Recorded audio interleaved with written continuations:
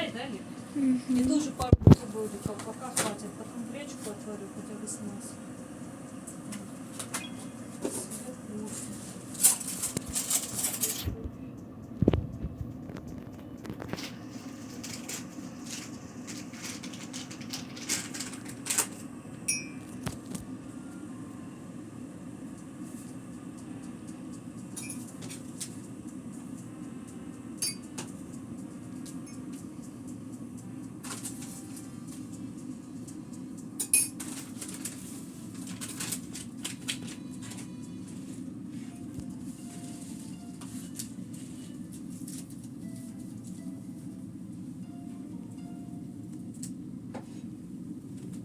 Сейчас я себе залью.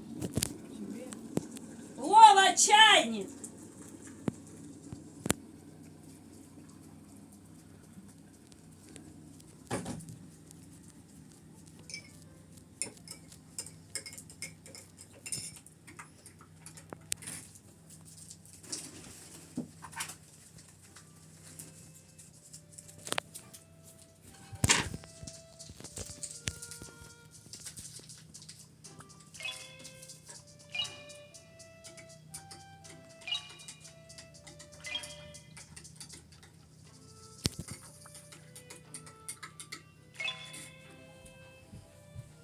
Вова, чайник.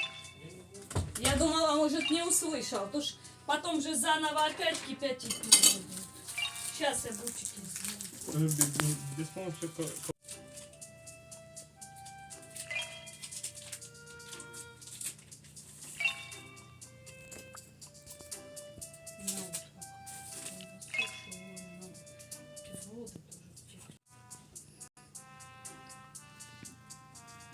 Возьми полуночки чая, два бутика себе забей. Возьми тарелочку.